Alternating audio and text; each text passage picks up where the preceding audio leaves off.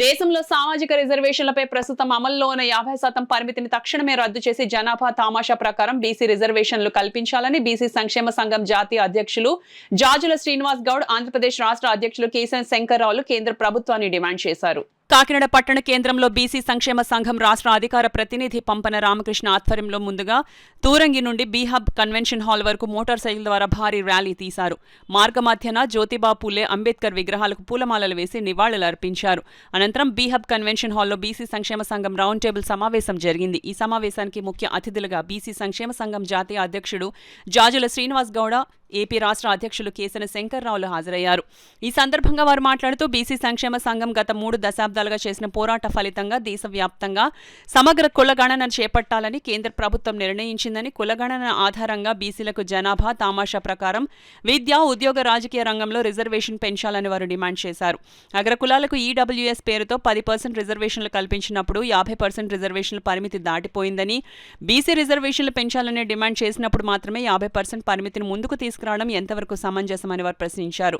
మహిళా బిల్లులో బీసీ మహిళలకు సబ్ కోటా కల్పించాలని, కేంద్రంలో బీసీలకు ప్రత్యేక మంత్రిత్వ శాఖ ఏర్పాటు చేయాలని, న్యాయమూర్తుల నియామకాలలో బీసీ, ఎస్సీ, ఎస్టీ రిజర్వేషన్ కల్పించాలని వారు డిమాండ్ చేశారు. ఇక ఆంధ్రప్రదేశ్ రాష్ట్రంలో తక్షణమే సమగ్ర కులగణన చేపట్టడానికి డెడికేటెడ్ కమిషన్ ఏర్పాటు చేసి సమగ్రమైన కులగణన చేపట్టి ఎన్నికల హామీ ప్రకారం బీసీ రిజర్వేషన్ 34% పెంచిన తర్వాతనే స్థానిక సంస్థల ఎన్నికలు నిర్వహించాలని వారు డిమాండ్ చేశారు.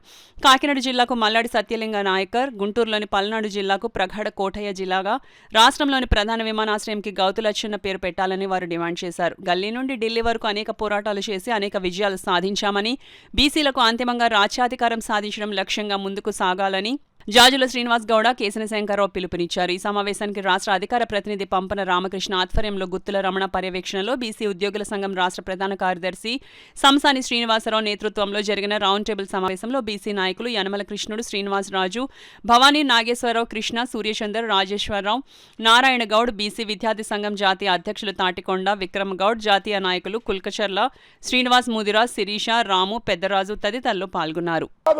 మరి 34% బీసీలకు చట్టసభలో రిజర్వేషన్ కల్పిస్తా ఉన్నారు. ఇవన్నీ కూడా ఇప్పటి వరకు కూడా మరి కనీసం ఏ హామీ కూడా నెరవేర్చలేని ఈ కూటమి ప్రభుత్వాన్ని మేము ఈరోజు సూటిగా ప్రశ్నిస్తా ఉన్నాం.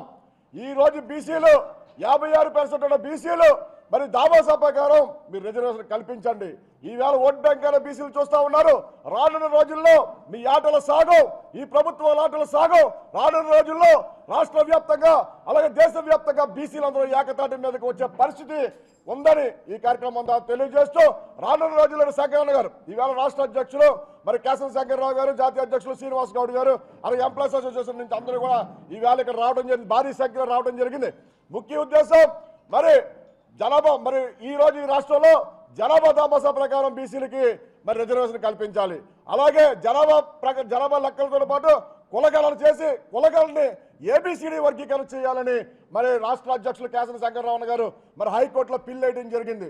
ఇప్పటి వరకు కూడా దానికి కనీసం మరి దానికి సంబంధించి మరి స్పందించలేదు. దయచేసి మరి రాష్ట్ర వ్యాప్తంగా మరి పెద్దలందరికీ రావడం జరిగింది.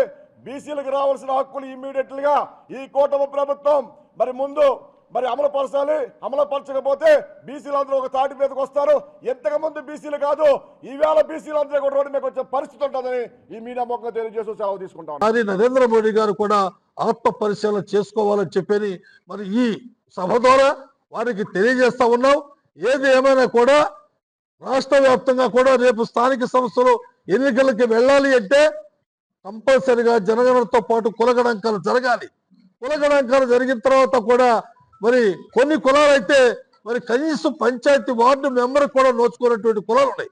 ఆ కులాలన్నిటి కూడా అవకాశం కల్పించాలి అంటే వర్గీకరణ చేసి ఏబిసిడి వర్గీకరణ చేసినప్పుడే ఈ కులాలన్నిటి కూడా సముచితమైనటువంటి స్థానం ఏర్పడే పరిస్థితి ఉంటుంది. కనుక తప్పనిసరిగా ఆంధ్ర రాష్ట్రంలో ఎన్డీఏ కూటమి అధికారంలో ఉంది కనుక బలహీన బడుగు వర్గాలకు ఇచ్చిన హామీలు నెరవేర్చాలి.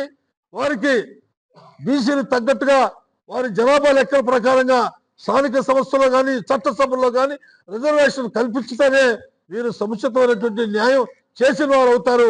మళ్ళీ 3.5 సంవత్సరాల్లో మళ్ళీ ఎన్నికలు రాబోతా ఉన్నాయి, స్థానిక ఎన్నికలు రాబోతా ఉన్నాయి. రాజకీయ పార్టీలన్నీ కూడా ఇవన్నీ కూడా దృష్టిలో పెట్టుకొని ఈ అణగారిన వర్గాలకి సముచితమైనటువంటి న్యాయం చేయకపోతే దాని తర్వాత జరిగే పరిస్థితులు పరిణామాలు వేరుగా ఉంటాయని చెప్పిన విషయాన్ని మేము తెలియజేస్తూ ఎర్రంనాయుడు కొడుకు అయినటువంటి రామ్మోహన్ నాయుడు గారు కేంద్ర మంత్రి ఉన్నారు. ఆంధ్రప్రదేశ్కు అనేక ఎయిర్పోర్ట్ తీసుకొస్తున్నారు. ఒక ఎయిర్పోర్టుకు ఇలా గౌతలచ్చన్న ఎయిర్పోర్ట్గా పెడితే మీ సొమ్మేం పోయింది, మీ ముళ్ళేం పోయింది. కాబట్టి ఏదో ఒక ఎయిర్పోర్టుకు గౌతలచ్చన్న ఎయిర్పోర్టుగా నామకరణం చేయాలి.